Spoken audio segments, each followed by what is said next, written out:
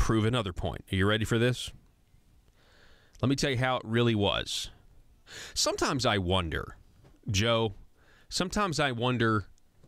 what the headlines are before the editors of these newspapers get a hold of them.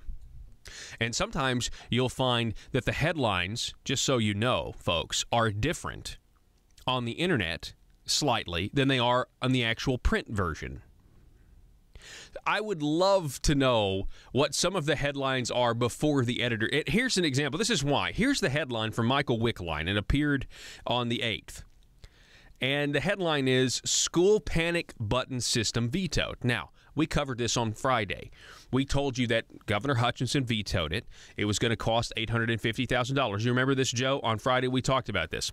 And one of the things that I said, I just have to say, a little side note, I said, when you're in a budget crisis that nobody wants to admit that we're in, every $850,000 counts. Lo and behold, Democrat Senator Larry Teague said Friday, quote, that he likes the concept of the panic button alert system, but we don't have the money to fund it in fiscal 2018, which starts July 1st. Quote, I've been very clear. We don't have the money for the whole session. This is the co-chairman of the legislature's Joint Budget Committee, Democrat Larry Teague. So that's the first point. But the second point is this. How is that the headline? School veto or school panic button. What is it again? Hang on. School panic system bill vetoed. That's the headline here on the digital side. How is that the headline when in the meat of the story it talks about this, quote, State Representative Scott Baltz, Democrat Pocahontas, sponsored Act 950 of 2015, which required public schools to have a panic button system by September 1st, 2015, if funding was available. Baltz said Friday that Representative Joe Jett, a Republican of success, newly Republican, he's still pretty much a Democrat, told him last week that a governor's staff member told Jett that the panic button would never be funded again unless Scott Baltz voted in the House for Senate Bill 140, the Internet Sales Tax. Michael Wickline writes, SB 140 was aimed at persuading out-of-state companies without a physical presence in Arkansas to collect sales taxes on their sales to Arkansas and remit. Now, that's weird. I just noticed that. Michael Wickline is saying that it's persuading them, probably because he knows it's an unconstitutional bill. But it goes on. Baltz voted against SB 140 on Monday as the bill failed to clear the House in a 43-50 vote. This is a week ago today. The bill needed 51 votes to pass in the 100-member House. Baltz said, quote, it's wrong, end quote, to hold the protection of more than 500,000 students, faculty, and staff hostage for a perceived tax increase. First of all, I have had my differences with Scott Baltz before in his voting record, but I just want to say, way to go, Scott Baltz. I mean, this is great. This is fantastic. Oh, this is what really goes on down there. A person from the governor's staff comes up to me and says, we're not going to fund your little panic button bill unless you vote the way we want you to vote.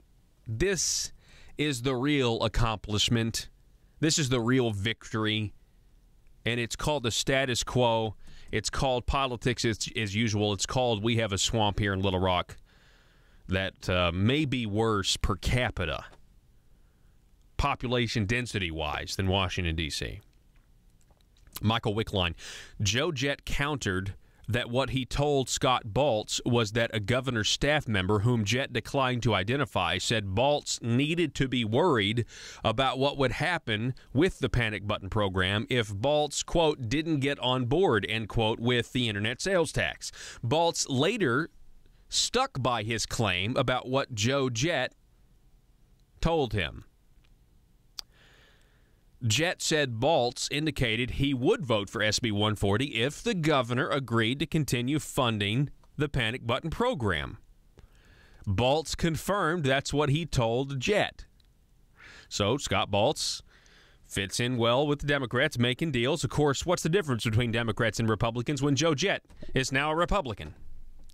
Asked whether Hutchinson authorized any of his staff to asked when Hutchinson authorized any of his staff to have a Joe Jett talk with Scott Baltz about the program and the internet sales tax.